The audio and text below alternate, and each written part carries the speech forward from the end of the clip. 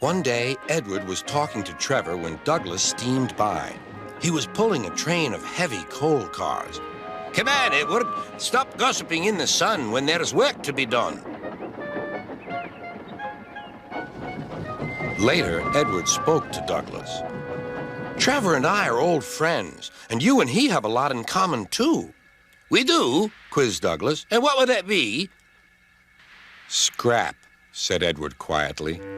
Douglas gasped. "Don't mention that word. It makes me wheels wobble." "It does the same to Trevor," replied Edward. "He was being sent to the scrapyard, but the vicar and I saved him, and now he's really useful again. Even so, Sir Topham Hatt certainly does need another steam engine here." "Aye, he does, and quickly." That night, Douglas was still working. He had taken the midnight goods train to a station at a faraway part of the island where only the diesels work.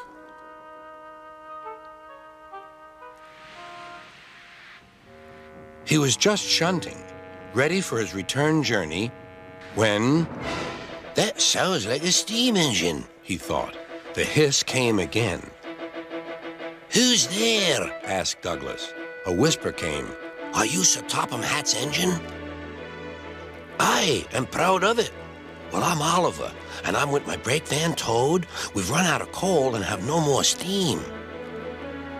"But what are you doing?" "Escaping." "From what?" "Scrap." Douglas shivered. Then he remembered Edward's story about saving Trevor. "I'll be glad to help you. It'll have to look, though, as if you're ready for scrap and I'm taking you away." Their drivers and firemen agreed to help, too. Everyone worked fast. "No time to turn round. I'll run tender first. Come on."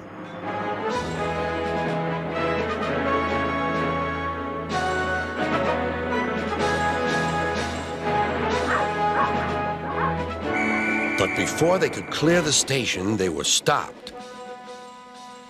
"Aha!" called a foreman. "A Great Western engine and a brake van, too. You can't take these." "Aye, but they're all for us," said Douglas's driver. "See for yourself." The foreman looked all over Oliver. "Seems in order. Right away, guard."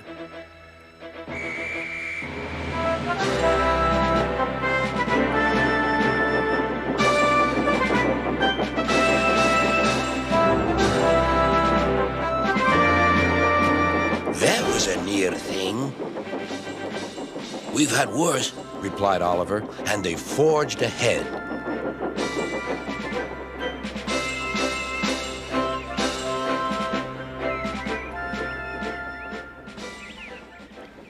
It was daylight when their journey ended. "We're home!" cried Douglas.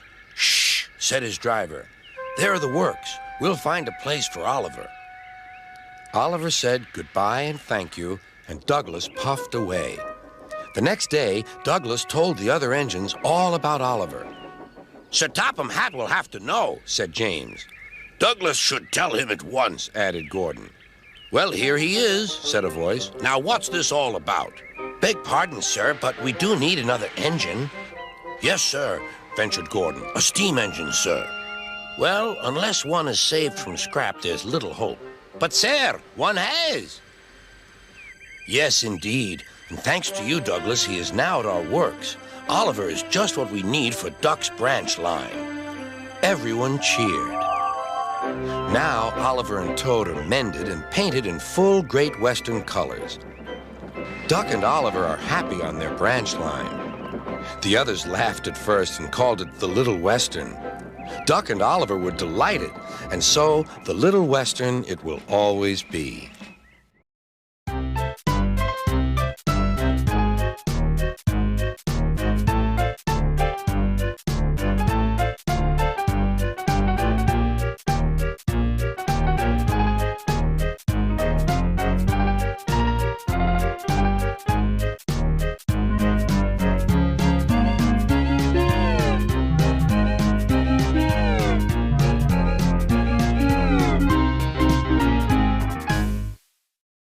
On a clear day when the sky is blue and there's just enough breeze to blow the clouds away, you can stand on the big hill above the valley and watch Duck and Oliver far below, busily at work on Duck's branch line near the sea. The two engines are very proud of their matching coats of gleaming color. Oliver often talks about the time that Douglas saved him from scrap. If it wasn't for his help, Oliver will say, I might have been caught when I ran away from the scrapyard, and I would never have come to live here on Sir Topham Hatt's railway. The other engines all wanted to know about Oliver's adventures. Amazing, remarked Henry. Oliver, said James, has resource. And sagacity, put in Gordon. What does that mean? Whispered Percy. I think, replied Thomas, it's about being clever and wise. He is, finished Gordon, an example to us all. I'm sorry to say that Oliver became very puffed up in the smoke box. Henry says I'm amazing. He's right. He whistled as he swooshed along the line. One day, Sir Topham Hatt came to see him. You are doing well. Now you must learn how to look after freight cars. Every wise engine knows that you cannot trust freight cars. The other engines warned Oliver, but he took no notice.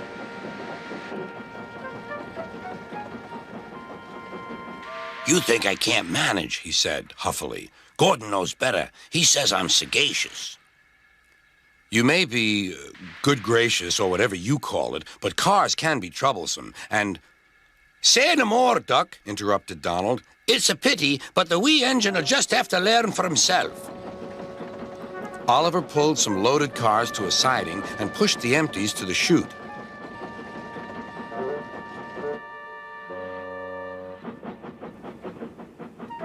Then he came back to take the loaded cars away. But they were comfortable and didn't want to move. What right has he to poke his funnel in here? We want Duck. Or Donald. Or Douglas. Look sharp, puffed Oliver. That's not the way to speak, hissed the cars. We'll get even. Oliver heard nothing. The cars moved smoothly at first, then suddenly Oliver felt them push forward. His driver applied the brakes, but they were useless against the surging cars. On, yelled the cars. Oliver fought hard, but still they forced him on and on.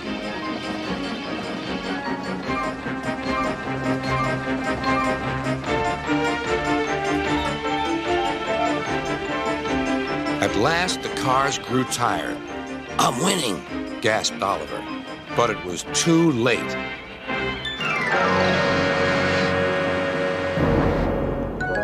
Oliver lay bruised and bemused, bunker down in the turntable well.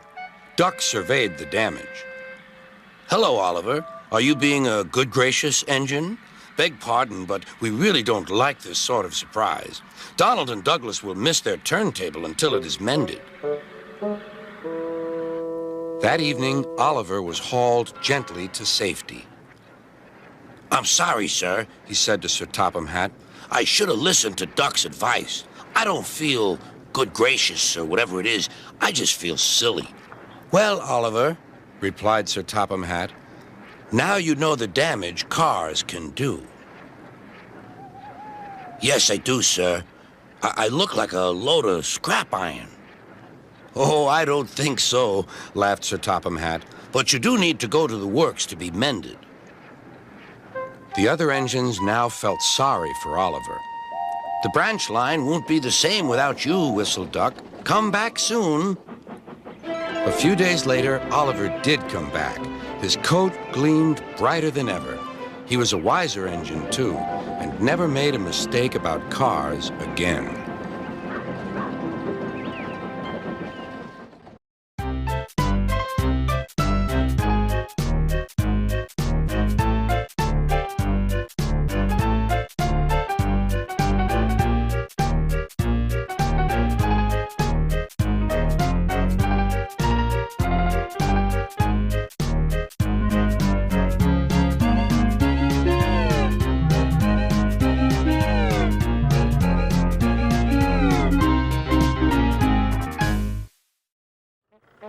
It was a special holiday on the island of Sodor.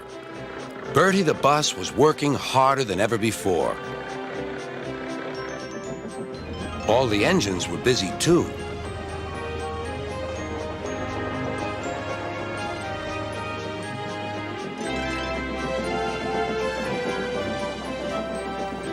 Duck was waiting for his next journey. Near him stood a red bus, but he didn't look friendly like Bertie. The bus growled as he gazed at the happy passengers. Stupid nonsense, he grumbled. I wouldn't have brought them if I'd known. I'd have had a breakdown or something. I'm glad you didn't, smiled Duck. You'd have spoiled their fun. Bah! Enjoyment is all you engines live for. One day railways will be ripped up. Duck felt shocked at such an idea. We have a friend called Bertie, and he's a bus, but he likes the railway. Sometimes he teases us about it, but he'd never want to see it ripped up. Ha! Growled the bus. I know Bertie. He's too small in size to be of any use. Duck took no notice. That bus is silly, he thought, as he steamed away. At the junction, Duck told Oliver all about him. I call him Bulgy, chuckled Oliver, and then he puffed happily away.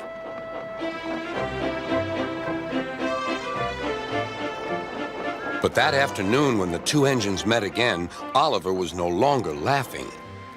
Bulgy's friend has come, he said. He's rude, too. He's taking Bulgy's passengers home and leaving Bulgy free to steal ours. But he can't, objected Duck. Bulgy says he can get them to the big station before us. Rubbish, replied Duck. It's much farther by road. Yeah, continued Oliver, but Bulgy says he knows a shortcut.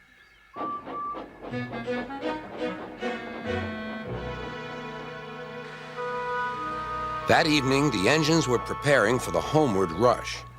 Where are the passengers, they wondered. Look, shrilled Oliver. Look at Bulgy. He's a mean scarlet deceiver. Bulgy was wearing a large sign saying railway bus. Yeah, boo snubs, he jeered as he roared away. Come on, puffed Duck to his coaches. Let's see what he's up to.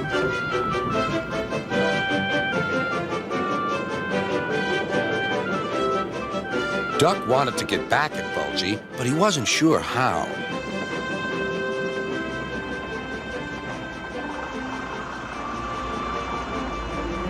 Then, in the distance, Duck saw a man waving a red flag. That meant danger. The line here crosses a narrow road, and there was Bulgy, wedged firmly under the bridge. So this was his shortcut, chuckled Duck.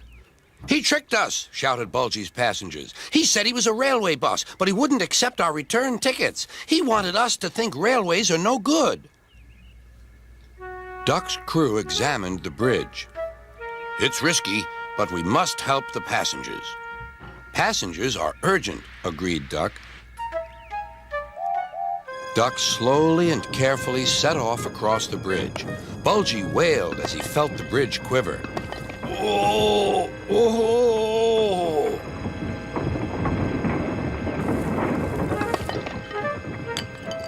Stop! He shouted. It might fall on me. That would serve you right for telling lies, said Duck, but the bridge didn't collapse. Duck made good time, and all the passengers caught their trains. The bridge is now mended, but not, unfortunately, Bulgy and his ways. He never learned sense. He's a hen house now, and his lies can do no harm. The hens never listen to them anyway.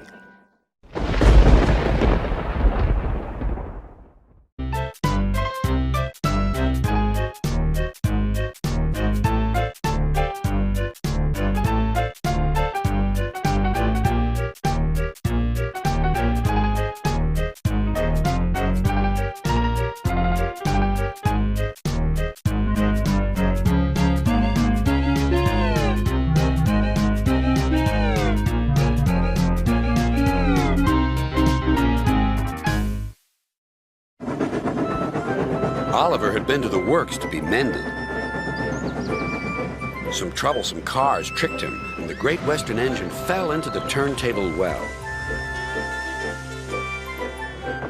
Now Oliver was as good as new, but he was still worried about cars. "I'd rather not use them," he puffed to himself. But the cars sang songs rude and loud.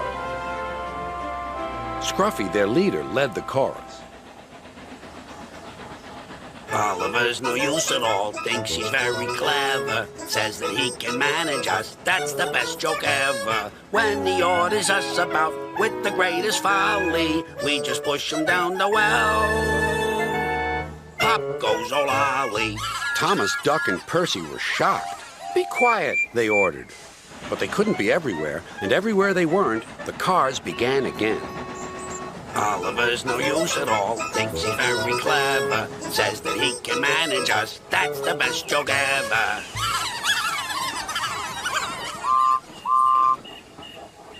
At last, the engines gave up. "We're sorry, Oliver," they said. "It's really my fault," said Oliver sadly. "I shouldn't have fallen in the turntable well." Toad, the brake van, felt sorry for Oliver, too. Next morning, he spoke to Douglas. "I'm worried, Mr. Douglas. This disrespect for engines, where's it going to end?" "Who knows?" sighed Douglas. "I've got a plan, Mr. Douglas. May I stay here today and help Mr. Oliver? We are both Great Western and must stand together." "Certainly, Toad," replied Douglas and puffed away. Soon Toad was explaining his plan. "Goodness gracious, Toad, I don't think you should suggest such a thing to Oliver." But Oliver interrupted. "No, Duck, Toad's right. It's really my fault. I must put this trouble right." "I meant no disrespect, you understand." "Of course not, Toad. Anyway, Driver says the same, and he's arranged it with the station master." "Very well, Oliver," conceded Duck, "but I must hurry. My passengers will be waiting. Good luck." "So long," smiled Oliver bravely, but he felt dreadfully nervous inside. Oliver marshaled the worst cars 2 by 2. "That's the way, Mr. Oliver," whispered Toad. "And if you leave that Scruffy till last, then you'll have him behind you, and you can bump him if he starts his nonsense."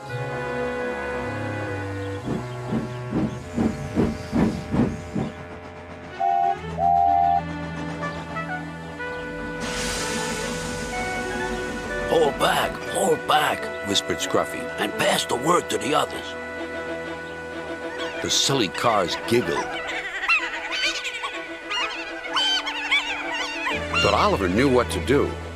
There was plenty of sand on the rails and his wheels gripped splendidly. He gave a great heave.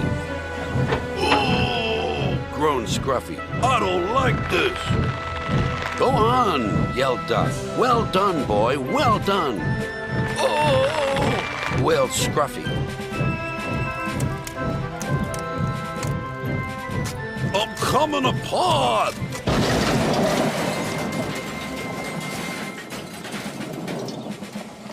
And he did. Then there was trouble. "Well, Oliver, so you don't know your own strength, is that it?" No, sir, said Oliver nervously. Sir Topham Hatt inspected Scruffy. "As I thought. Rotten wood, rusty frames. Maybe if we put you back together, you'll earn yourself a better name."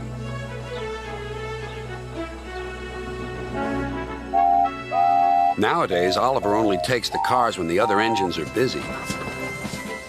But they're always quick to warn each other.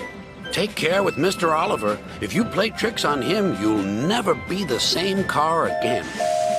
Scruffy has learned his lesson and says nothing at all.